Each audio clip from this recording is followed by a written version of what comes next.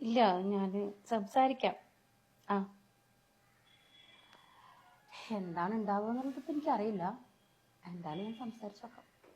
ആ ആ ഞാൻ വിളിക്കാം. എന്താ നിങ്ങളുടെ ഉദ്ദേശം? എന്ത്? എനിക്ക് പുറത്തിറങ്ങി നടക്കൊന്നും വേണ്ടേ? എന്താ നീ പറയുന്നത്?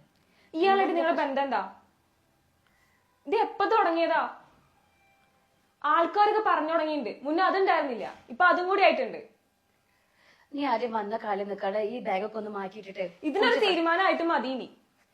അമ്മ അതെന്താ പറ? എനിക്ക് പുറത്തിറങ്ങൊന്നും വേണ്ടേ? സ്കൂളിലും എല്ലാരും പറയുന്നുണ്ട് ഇപ്പൊ. എന്താ പറഞ്ഞത്? എന്താ പ്രശ്നം? ആളുകളുടെ പ്രശ്നം എന്താ? ഈ പറഞ്ഞ ആളുകളാണ് എനിക്ക് ചെലവിരുന്നത്, നിനക്ക് ചെലവിടേണ്ടത്? പുറത്തിറങ്ങി നടക്കണ്ടേ? ആൾക്കാരെ പറഞ്ഞത് എന്തായാലും ശരി വരില്ലേ? അയാളുടെ ബന്ധം എന്താ? അച്ഛൻ മരിച്ച് 3 മാസം കഴിഞ്ഞപ്പോ തുടങ്ങിയതാ, അതിന് മുന്നേ ഉണ്ടോ? ദേ, വേണ്ടാത്ത വിളിച്ച് പറയരുതട്ടാ. പിന്നെ നീ എന്താ അറിഞ്ഞിട്ടാ ഈ പറഞ്ഞത്? നിന്റെ അച്ഛൻ മരിക്കുമ്പോ ഈ വീടിന്റെ അവസ്ഥ എന്താ നിനക്കറിയോ? അതൊന്നും എന്നെ ബാധിക്കില്ല. ബാധിക്കണം, ബാധിക്കണം. എന്താ നീ എന്താ വിചാരിച്ച്? ബാധിക്കണം. ഞാൻ ഒറ്റയ്ക്ക് ഇങ്ങനെ ഓടിക്കുക എല്ലാ വണ്ടിയും കൂടിയിട്ട്. എന്നെ കൊണ്ട് പറ്റില്ല. ഞാനൊരു കൂട്ട് കണ്ടുപിടിച്ചത് വെറുതെ അല്ല. നിന്റെ അച്ഛൻ ഉണ്ടാക്കിയത് 1-2 ലക്ഷം അല്ല, 35 ലക്ഷമാണ്. അതെങ്ങനെ വിട്ടുന്ന പറ? എങ്ങനെ വിട്ടു? നിന്റെ ഈ പറഞ്ഞ ആൾക്കാർ ആരെങ്കിലും തരുമോ? കണ്ട പിന്നെയും പിന്നെ വിളിച്ചോണ്ടിരിക്കുക. അതെ, വിളിച്ചോണ്ടിരിക്കാനാണ്. നിന്റെ ആൾക്കാർ ആരെങ്കിലും തരുമോ? പറ. ഈ രാവിലെ തൊട്ട് വരുന്ന ഈ ഫോൺ വിളി, പിന്നെ അയാളിവിടെ കയറി ഇറങ്ങുന്ന നീ പറയുന്ന പോലെ രാവിലെ തൊട്ട് വൈകുന്നേരം വരെ ഇവിടെ വിളിയൊന്നുമില്ല. എനിക്ക് അയാളെ ഇഷ്ടാ, അയാൾക്ക് എന്നെ ഇഷ്ടാ. എന്റെ ബാധ്യതകൾ എന്റെ മോളടക്കം അയാളെ ഏറ്റെടുക്കാൻ തയ്യാറാ. പിന്നെ ഞാൻ ഈ കടകൾ എന്താ ചെയ്യേണ്ടത്? ഈ 35 ലക്ഷം രൂപ നിന്നെ കൊണ്ട് കൂട്ടിയാ കൂടുക? നീ പറഞ്ഞതാ എനിക്ക്. കടത്തിന്റെ കാര്യം എനിക്ക് അറിയണ്ട, എനിക്ക് അന്തസ്സായിട്ട് നാട്ടിൽ ജീവിക്കണം. കടത്തിന്റെ കാര്യം നിനക്ക് അറിയണ്ടെന്നോ? എടി, നിനക്ക് ജോലിയുണ്ട് അല്ലേ? നിനക്ക് ജോലിയുണ്ട്. നിന്നെ നന്നായി കെട്ടിച്ച് ഇവിടുന്ന് പറഞ്ഞയച്ചതാ. അതിന്റെ കൂടി കടാണ് ഞാനിപ്പോ അനുഭവിക്കുന്നത്. നീ ഇവിടുത്തെ എന്തെങ്കിലും കാര്യം അറിയുന്നുണ്ടോ? നിനക്ക് ജോലിയുണ്ട്, നല്ലൊരു തുക നിനക്ക് കിട്ടുന്നുണ്ട്. നീ എന്തെങ്കിലും എനിക്ക് തരുന്നുണ്ടോ? ഈ അമ്മ എങ്ങനെ ഇവിടെ കഴിയുമെന്ന് നീ അറിയുന്നുണ്ടോ? കൂട്ട് വേണമെന്നുണ്ടെങ്കിൽ അന്തസ്സായിട്ട് കല്യാണം കഴിച്ചു കൂടെ കൂട്ടി. അതിന് തന്നെയാണ് നിൽക്കുന്നത്. നീ എന്നെ കൊണ്ട് കൂടുതൽ പറയിക്കരുത്. നല്ല മാന്യമായിട്ട് സംസാരിച്ചാൽ മതി എന്നോട്. നാട്ടില് മാന്യത കാണിക്കുന്നതോടെ അത് കാണിക്കാനും പറ്റുള്ളൂ. അഞ്ജു, നീ ഇപ്പൊ ആകെ പ്രഷറിലാ. പോയി കുളിക്കേ, എന്താന്ന് വെച്ചാ പോയി കഴിക്കുക, എന്തെങ്കിലും ചെയ്യേ. എന്നിട്ട് നീ ഞാൻ പറയുന്ന മനസ്സമാധാനത്തോടെ കുറച്ച് കഴിഞ്ഞ് കേക്കവാ. ഇപ്പൊ നീ പോ. ഇതൊരു തീരുമാനം പറ. നീ ഈ പറയുന്ന പോലെയുള്ള ഒരു തെറ്റും ഞാൻ ഇവിടെ ചെയ്യുന്നില്ല. എനിക്ക് അയാളെ ഇഷ്ടമാ. നിങ്ങൾ ഈ പറയുന്ന പോലെ അയാളെ ഡെയിലി ഇങ്ങോട്ട് കയറി വരുന്നില്ല. എന്റെ എല്ലാ ബാധ്യതയും തീർക്കാൻ അയാൾ തയ്യാറാ. എനിക്ക് അയാളെ ഇഷ്ടമാണ്, അയാൾക്ക് എന്നെ ഇഷ്ടമാണ്. എനിക്കൊരു കൂട്ട് വേണമെന്ന് തോന്നിയതേ അന്തിക്കൂട്ടിനല്ല, എന്റെ ഈ ബാധ്യതകൾ ഏറ്റെടുക്കാൻ വേണ്ടിട്ടാ. നീ ഏറ്റെടുക്കോ എന്റെ ബാധ്യത? നീ ഏറ്റെടുക്കോ? നിന്റെ കുടുംബക്കാരെ ഏറ്റെടുക്കോ? നിന്റെ അച്ഛന്റെ വീട്ടിൽ ഏറ്റെടുക്കോ? ആരെയും ഏറ്റെടുക്കോ? ഇല്ലല്ലോ.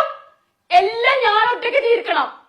നിന്റെ അച്ഛൻ കുടിച്ചും കളിച്ചും ഒക്കെ കൂടി ഉണ്ടാക്കിയ കട ഇതൊക്കെ, ഇതെല്ലാം ഞാൻ ഏറ്റെടുക്കണ്ടേ? നിനക്കറിയില്ല, പലിശക്കാര്, അടവുകാര്, പിന്നെ പോരാത്തിന് അക്കുറത്ത് കൂടി എല്ലാ ആളുകളും കടം മേടിച്ചത്. ഇതൊക്കെ എന്റെ ശരീരം കണ്ടിട്ട് എന്നെ കണ്ടിട്ട് ആൾക്കാർ കയറി വരിക. ഞാൻ എന്താ ചെയ്യേണ്ടത്? എനിക്കൊരു കൂട്ട് വേണ്ടതേ എനിക്ക് പ്രൊട്ടക്ഷന് വേണ്ടിട്ടാ, എന്റെ കടങ്ങൾ തീർക്കാനാ. അല്ലാതെ നീ പറഞ്ഞ പോലെ മറ്റേ പണിക്കല്ല. ആളുകളുടെ വാക്ക് കേട്ട് നീ എന്റെ അടുത്ത് ഞാൻ ഇതുപോലെ വന്ന് പറഞ്ഞ ആരും നീ ആളുകളുടെ അടുത്ത് പോയി ചോദിക്കേ, അമ്മ ഇവിടെ വല്ലടി കയറ്റി വിളിച്ചിട്ടുണ്ടോന്ന് ആരും ചോദിക്ക്. അങ്ങനെയാണെന്നുണ്ടെങ്കിൽ എനിക്ക് അയാളോട് സംസാരിക്കണം. ഇതിനൊരു തീരുമാനമാക്കണല്ലോ. ഒരു കല്യാണോ അങ്ങനെ എന്തെങ്കിലും. അതാ ഞാൻ ആദ്യം പറഞ്ഞത്. നീ ഒന്ന് സമാധാനപ്പെട്, പോയി കുളിക്കേ, എന്നിട്ട് വല്ലതും കഴിക്കേ, എന്നിട്ട് വാ. അപ്പോഴത്തേക്ക് അയാൾ വരും. ചെല്ലേ? ഉറപ്പല്ലേ?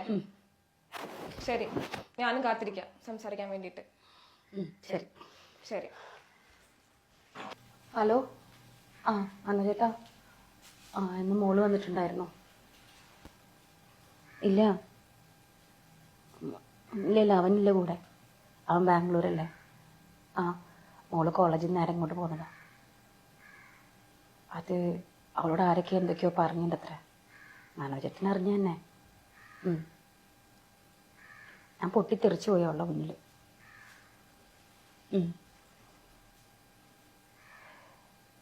അവള് പറഞ്ഞത് അല്ലാത്ത മോശമായിട്ട് അമ്മനെ കുറിച്ച് പറയുന്നുണ്ട്.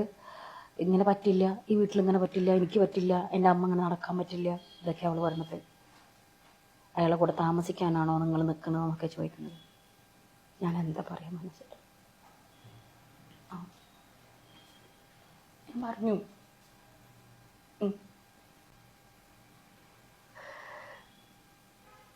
നമുക്ക് മാത്രമേ ഇപ്പോൾ നല്ല ബന്ധമായിട്ടുള്ളൂ. പക്ഷെ പുറത്തുള്ളവർക്കൊക്കെ ഇപ്പൊ ഇത് വല്ലാത്തൊരു മോശപ്പെട്ട ബന്ധം. മനോജേട്ടൻ എന്നെ ഒഴിവാക്കരുത്. എന്റെ മോൾക്കും എനിക്ക് അന്ന് വാക്ക് കൊടുക്കണം. എന്നെ കൈവിടരുത് കേട്ടോ. ഇല്ല ഇല്ല മനോജേട്ടാ, ഞാൻ പറയാം. കല്യാണം തന്നെ ആയിട്ട് വേണം. നമ്മൾ 3 പേരും മാത്രം അറിഞ്ഞാൽ പോരാ. നാടൊട്ടേക്ക് എല്ലാവരും അറിയണം. എനിക്ക് വയ്യ മോശപ്പേരുമായിട്ട് ജീവിക്കാൻ. ശരി മനോജേട്ടാ.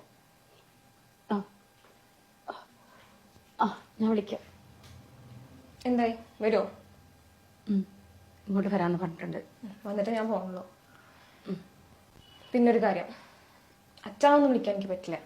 എൻ്റെ മനസ്സിലൊരു ഒറ്റ അച്ഛനേ ഉള്ളൂ. അത് മരിച്ചു എൻ്റെ അച്ഛനാ. ആ മനുഷ്യൻ മാത്രം മതി. നിങ്ങൾക്ക് ജീവിക്കാതിരിക്കുക നിങ്ങളുടെ ഇഷ്ടം. മോളെ, നീ എന്തെങ്കിലും അകന്ന് സംസാരിക്കുന്ന പോലെ അമ്മയോട്. ഞാൻ കേട്ടത് അത്രയുണ്ട്. എനിക്ക് മനസ്സിന് മായുന്നില്ല. എന്തായാലും ആള് വരട്ടെ, സംസാരിക്കാം. ഈ പറയുന്ന ആരെങ്കിലും കണ്ടിട്ടുണ്ടോ? നീ ചോദിച്ചായിരുന്നോ നിന്റെ അമ്മയെ അങ്ങനത്തെ ഒരു മോശപ്പെട്ട സാഹചര്യത്തിൽ അവര് കണ്ടുന്ന്? നീ ചോദിച്ചായിരുന്നോ? നീ കണ്ടായിരുന്നോ? ശരിയാ, ഞാൻ കണ്ടിട്ടില്ല. പക്ഷെ ആളുകൾ പറയുമ്പോ അവരോട് ചോദിക്കാൻ നിൽക്കാനുള്ള ധൈര്യമൊന്നും എനിക്കില്ല. എന്തായാലും കരയണ്ട, വരട്ടെ, സംസാരിക്കാം. ഞാൻ ഒരുപാട് മാറിപ്പോയി. അമ്മയെ കുറിച്ച് ഓരോന്ന് കേട്ടപ്പോഴത്തേക്കും. നിനക്ക് നിന്റെ അമ്മയെ അറിയില്ല അല്ലേ?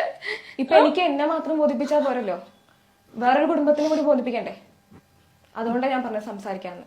ശരി, ബോധിപ്പിക്കണം. ബോധിപ്പിച്ചു കൊടുക്ക. പൊക്കോ. ഇനി അയാൾ വന്നിട്ട് വന്നാൽ മതി എന്റെ മുന്നിലേക്ക്. പൊക്കോ.